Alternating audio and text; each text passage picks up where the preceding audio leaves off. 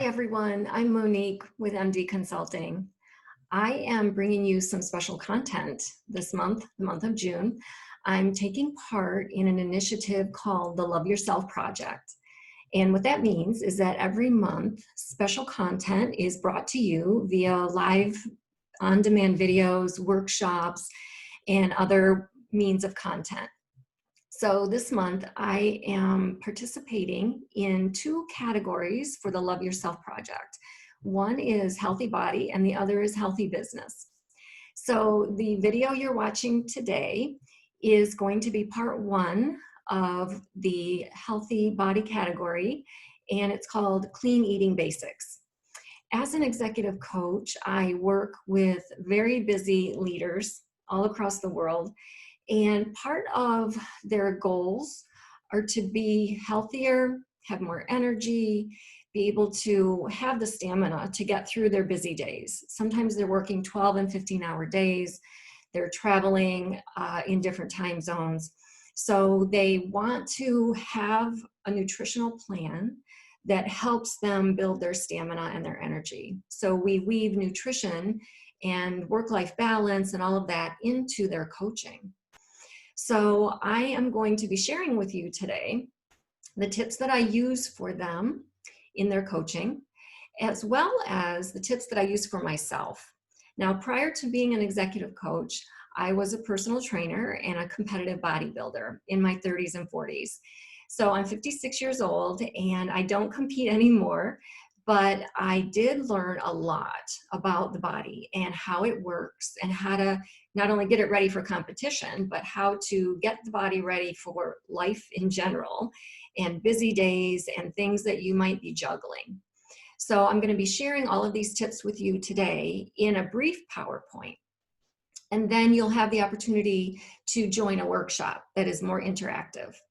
So let's get started with the content. I am going to share my screen and we will get started with clean eating basics. And again, this is part one of this PowerPoint. This is for anybody who leads a fast-paced life. So if you're traveling, you're juggling family, hectic schedules, maybe you're an adult going back to school and you've got all of these things on your plate, no pun intended. We will learn all about the definition of clean eating, the role of the basic food groups, and menu planning and food preparation for a busy lifestyle. Now, a couple of housekeeping things before we get started.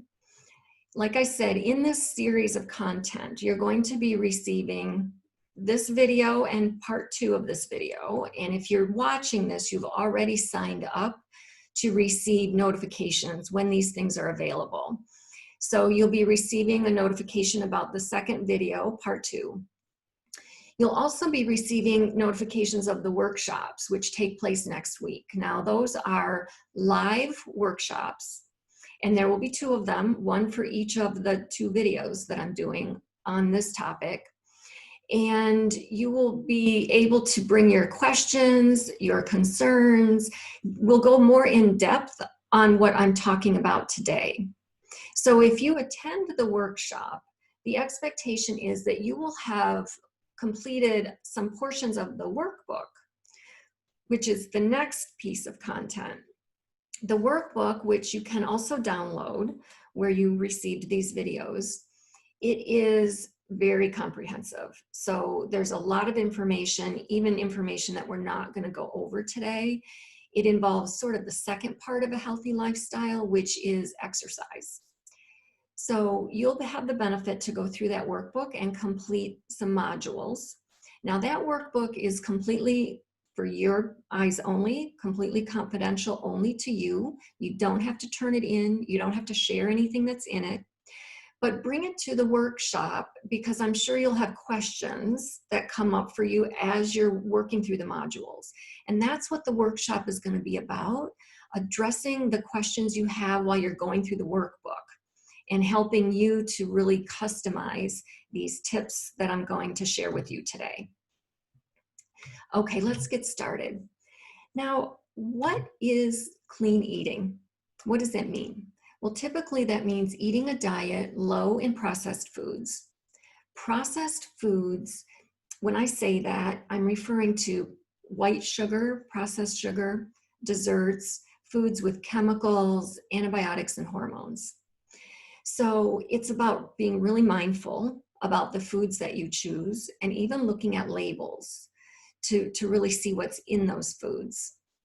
Now, typically the best way to eat clean is to cook yourself and cook things that are fresh and organic and that are combined with all of the basic food groups. And we will go through the basic food groups on the next slide. Now, I know in today's fast-paced world, things are really hectic, and who has time to cook? It's easier to eat out. It's easier to order fast food that's delivered.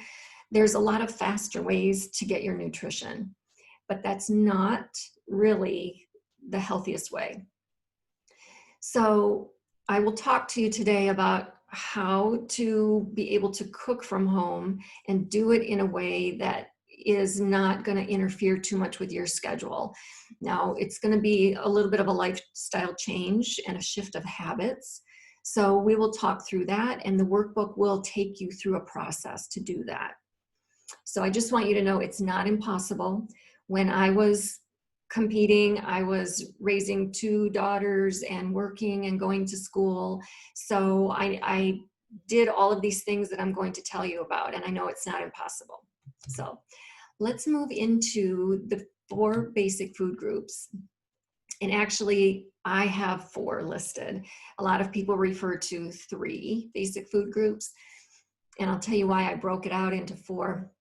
So you have complete protein, which is different than protein. So complete protein contains all 9 amino acids. And only with a complete protein can you build muscle. So as you are watching your nutrition, maybe trying to lose weight or put on muscle, you want it to be high quality muscle, and that can only happen with high quality protein, which is complete protein. And some examples are eggs, various types of meat, and fish. Now, for those of you who are not meat eaters, you might be a vegan or a vegetarian, there are other ways to get your complete proteins. And that would be combining foods together. So for example, beans and rice, when combined together, create a complete protein. So it's about knowing what is in each food to be able to combine it so that it has the 9 amino acids. And there's a lot of recipes out there that automatically do this for you. And in the workbook, you'll have recipes and links to other resources to make this a little bit easier for you. Complex carbohydrates. Now these will give the body sugar to burn during activity. And a lot of people don't eat complex carbohydrates because of the sugar. But let me just clear up a myth here. Complex carbohydrates are long burning carbohydrates. They burn over time. And that's what you want in your body to give you energy, to sustain you during a workout, to sustain you during your work day. You want some form of sugar in the body for energy, or you're just going to crash. You're not going to feel well. And complex carbohydrates are things like whole grains, oats, and rice. Preferably the darker, the better. Now, there are also unsaturated fats. And the fats supply your body also with energy, but they also do some other things. They give you healthy skin, healthy nails. The fats will lubricate your joints and ligaments. So if you're having trouble with your joints clicking and crackling or being very stiff, you may not be getting enough unsaturated fat in your diet. And that would be in the form of various types of oils: olive, almond, flax, sunflower oil, even nuts and seeds are considered unsaturated fats. And what I've listed here on this chart, these are just some basic suggestions. There are many more ways to get in your unsaturated fats and your complex carbs and things like that, but I've listed some examples. Finally, we have fibrous and simple carbohydrates. So let's talk about those a little bit. Your fibrous carbohydrates are your vegetables, and the greener, the better. because they have more fiber. So they supply the body with vitamins, minerals, and like I said, fiber. They burn differently than complex carbohydrates. That's why I've separated them out. They are not as long lasting as your complex carbohydrates, but they are still really good for you because they could provide a full feeling as you're eating. So you could maybe sustain over longer periods of time because you've had a lot of vegetables. So you feel more full after a meal. They also have a lot of fiber in them, which is really important. Now, there are simple carbohydrates that are considered fruit. Fruit is considered a simple carbohydrate because it burns faster, okay? Now, don't confuse simple carbohydrate fruits with simple carbohydrates that are processed. That would be your desserts, your white sugar, things like that. You want to stay away from that type of simple carbohydrate. It also burns very fast. But your fruits provide you with really important nutrients and fiber. So you do want to have that in your diet on a regular basis, on a daily basis even. Okay, so let's talk about how do we incorporate all of this into your meal planning every day without losing your sanity. Okay, so first of all, to keep your metabolism high and burning consistently throughout the day, you want to take in 4 to 6 meals a day. And I know many of you are already saying, what? I only eat once or twice a day. I know, I understand that. I hear you. My personal training clients were the same way. So what happens when you only eat once or twice a day is that you probably fill up more because you're so hungry, so you stuff yourself. And then you crash later in the day. So your energy level is going up and down all day long because you're not sustaining it with a steady supply of fuel. So think of a baby. They tend to eat about every 3 hours. And that's what I'm asking you to do, is to try to get into the habit of having one complete meal from all those food groups that were on the chart. Have something like that 4 to 6 times a day, starting as soon as you wake up and ending sometime in the evening. So it'll be about 2 to 3 hours apart. Now you want to try to have 1 serving of each of the food groups per meal. So an example would be, like if you're a meat eater, 3 ounces of chicken is 1 serving. So a meal could be 3 ounces of chicken, maybe a salad, that's your fibrous carbohydrates, and maybe part of a sweet potato. That could be your complex carbohydrate. And if you want a little fat in there, drizzle some olive oil on your sweet potato, and you've got a complete meal. An example of breakfast might be a little bit of oatmeal, some egg whites, and some fruit. If you want to add a little fat to that meal, cook your eggs in olive oil, or add some avocado or some nuts to your oatmeal. You want to try and structure your meals to include all the food groups and then space them out 2 to 3 hours a day, ending up with 4 to 6 meals a day. That will keep your metabolism really high and your energy level really high. You will start to notice a difference in your energy level within about 7 days of doing this. If you do this every day, you'll start sleeping better, you'll feel better, you won't have any more brain fog, you'll be very alert and very focused. My busy executives have to eat like this because they have so much happening. They've got to keep things straight in their head, and they've got to stay very focused and really on top of it. So they wouldn't be able to do that if they weren't eating right. That's why we incorporate nutrition into their coaching when they ask for it. Now, the other piece of this is that you want to eat until you're satisfied, not overly full. You don't want to stuff yourself 4 to 6 times a day because then you would be probably overeating. So you have to pay attention to your body, eat until you're satisfied. For a particular individual, maybe 3 ounces of chicken is too much. Maybe 1 serving is too much. So you might have to cut that down a little bit, but still get in each of those food groups that were in the chart, even if you have to cut the serving size down. But you don't want to be full, you want to be satisfied. So pay attention to your body. You have to be very mindful and very deliberate about what you're doing here.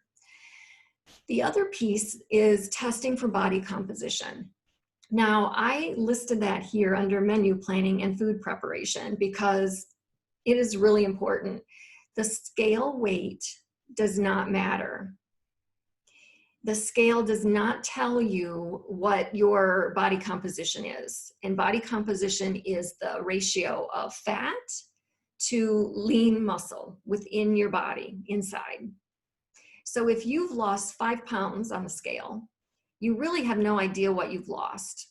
You don't know if you've lost lean muscle, and you don't ever want to lose lean muscle. It's too hard to get it back. You want to develop your muscles. You want to be toned and strong, especially as we get older, because we automatically lose lean muscle, even without trying, as we age. So if you want to keep that lean muscle on, at least maintain it, you need to have your body composition tested. So that will tell you what your lean mass is, and it'll ensure that you're not losing it. You only want to lose body fat. So it's important to have that tested, and there's resources and links to that in the workbook. You must schedule regular grocery trips. Now, many people let their refrigerators sort of dwindle down to where it's empty. And then you get hungry, and if you're trying to eat 4 to 6 times a day, suddenly you have no food. And then you start, ordering takeout and running out to the restaurant and things like that. And you're more likely to make unhealthy choices if you do that. So schedule regular grocery trips once a week or every other week. Keep a regular list going of all the staples that you need to stay stocked up. So how much meat are you going to need, or eggs, the veggies, the fruit. Try to stock up so that you don't run out. Now, if you prefer fresh food, like to go and buy fresh food every couple of days, that's fine too. But make sure you stay on that routine of going out and getting that food into your refrigerator on a regular basis. The goal is to not run out. You want to keep the staples that you need in the refrigerator in the house. You need to plan your meals in advance, and there's a meal planning template in the workbook that you can use. And if you get stuck on how to use it, bring that to the workshop. We can go over it there. You want to plan them in advance so that you have enough food, and then you'll know what you're going to eat for breakfast and what's coming up throughout the day. And sometimes you can even put your food in containers so that if you're busy, you just pull a container out of the refrigerator. Your food is already there. You don't have to cook it or pack it. Now, in order to do that, you have to prepare the food in advance. Now, here again is where people say, I don't have time to do that. Well, if you're eating 4 to 6 times a day, which I'm hoping you'll try to do after today, you're going to have to do some meal prep. You can't make time to cook meals 6 times a day. It's not realistic, not if you're busy and you have a family. So our goal here is to try to make things easier for you, not harder. So what I always did when I competed, and I still do it, is I meal prep. So I prepare a lot of my food on the weekend when I have time. It takes maybe 2 or 3 hours. I make my complex carbs, so a big pot of oatmeal that lasts for the week. I'm a meat eater, so I make my meat ahead of time. I chop up vegetables so they're already cut up and ready for salads. I cook my sweet potatoes ahead of time. So everything's cooked. There are some things that I like to cook fresh, like fish and things like that, so that I will cook right in real time when I'm ready to eat it. But for the most part, decide what you need to prepare in advance and cook it all at one time. And then put it in the refrigerator and it's there for the week. That's really the best way to do it. It takes 2 to 3 hours out of a day, and then you're set for the entire week. And if you get hungry, the food is there, it's cooked, and it's already packaged up. Okay, we've gotten through a lot today in a short time. And like I said, this was just basic information. We'll go over it in more detail in the workshop. So you've got some action items and some next steps. As a coach, there are always action items that I will give you and next steps to keep you accountable. So here's what I would like you to do. Download this slide deck. It's just the basic bullet points, but it might help jog your memory about some things. Download the workbook. Complete modules 1 and 2 in the workbook before you attend the first workshop. So if you want to go through modules 1 and 2 and there are certain things that don't apply to you, feel free to skip it. Like I said, use that workbook and make it fit your situation. So complete whatever is in modules 1 and 2 that applies to you, and whatever doesn't resonate, skip it. Again, it's confidential. You don't have to turn it in. Just bring it to the workshop so that you can have it in front of you and ask your questions when you come into the workshop. And then register for that workshop. So be sure that you are registered. There are only a certain number of people allowed in that we have room for, because we want it to be very interactive. So we can't have a group of 40 or 50 people. So you do need to register as soon as possible. And then attend that workshop and come prepared with your questions. Now, I mentioned to you that there is an on-demand video part 2 to this, and that is called Clean Eating Basics Part 2. So that is your next action item, is to listen to the on-demand video that is Clean Eating Basics Part 2. And you will get further instructions in that video as to where to go in the workbook and when to attend that workshop. So I hope you've enjoyed these tips that I've given you. It's been great to talk to you and get some information out to you that I hope is helpful. And I will see you on the next workshop. Bye.